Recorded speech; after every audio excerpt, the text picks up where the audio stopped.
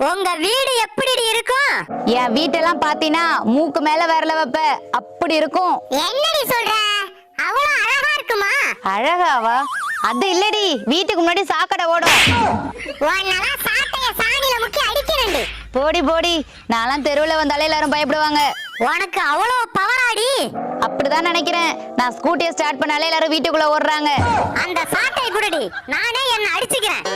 ஏங்க, அழகான மனைவி கிடைச்சவங்க அதிர்ஷ்டசாலியா இல்ல அறிவான மனைவி கிடைச்சவங்க அதிர்ஷ்டசாலியா? கல்யாணம் ஆகாதவங்க தான் அதிர்ஷ்டசாலி.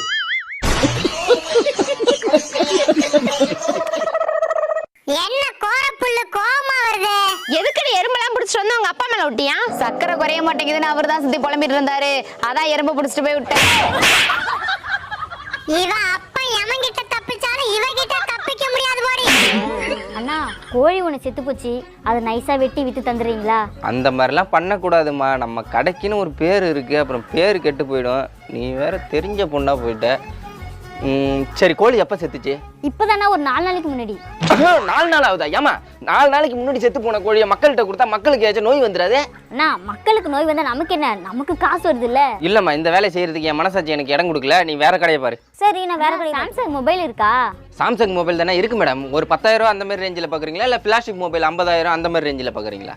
அண்ணா, அவ்வளோ ரேஞ்சுக்குலாம் வேணாம், ஒரு 3000 ரூபாயில பாருங்க. 3000 இருக்கு மேடம். பட்டன் செல் இருக்கு சாம்சங்கில். வேணுமா? பட்டன் செல்லாம் வேணாண்ணா, எனக்கு டச் செல் தான் வேணும். டச் செல் 3000 கொடுக்கணும்னா உங்க அப்பன் தான் வந்து சாம்சங் கம்பெனி நடத்தணும். பொடி அவன் 1000 ரூபாய்க்கு டச் செல் தரா, நீ 3000 ரூபாய்க்கு தர மாட்டேன்ற. போயா. 1000 டச் செல் வாங்கினா 1/2 மணி நேரத்தில் வெடிச்சு செதறிடும். பார்த்துக்க, ஒரிஜினலுக்கே ஒருத்தர் இல்லாமல் போயிடுச்சு. எல்லாம் டூப்ளிகேட் தான் மக்கள் விரும்புறாங்க.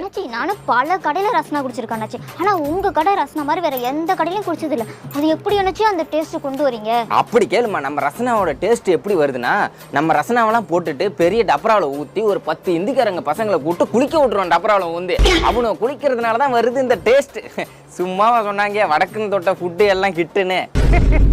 என்ன ஒரு புத்திசாலித்தனம். அண்ணா, மொத்தம் எவ்வளவு ஆச்சு? 2 முட்டை தோசை, ஒரு கறி தோசையா? மொத்தம் 145 ரூபா ஆச்சுமா. 145 ரூபாயா?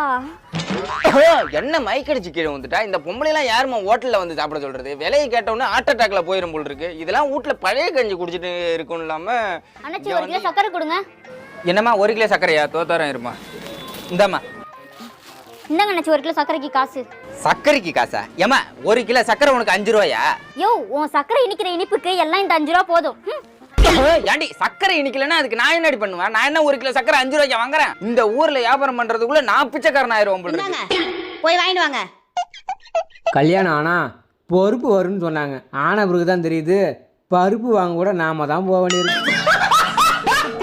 கப்பலே கவர்ந்தாலும் கன்னத்துல கைய வைக்க கூடாதுன்னு சொல்றாங்கல்ல, எதுக்கு? கன்னத்துல கைய வச்சுட்டே இருந்தா நீச்சல் அடிச்சு தப்பிக்க முடியாதுடி.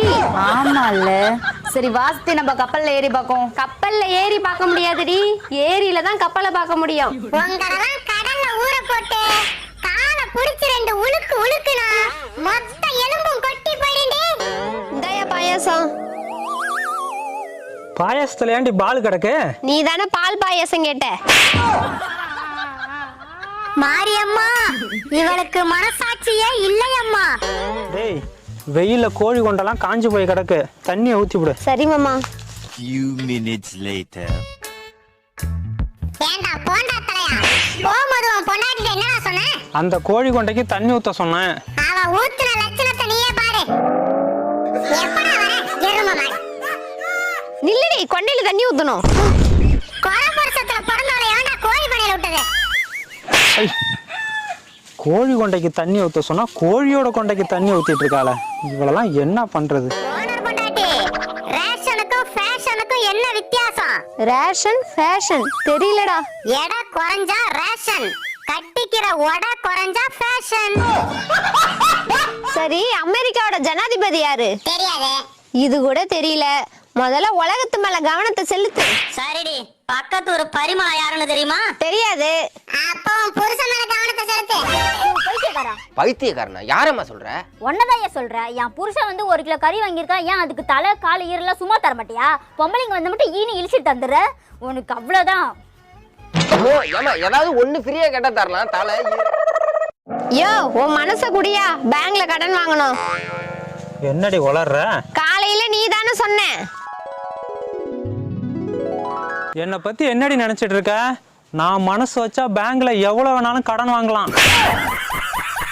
பரவாயில்ல உணர, இனிமே பேங்க்ல நகை அடகு வைக்க தேவையில்ல, உன் மனசு அடகு வச்சா போதும்.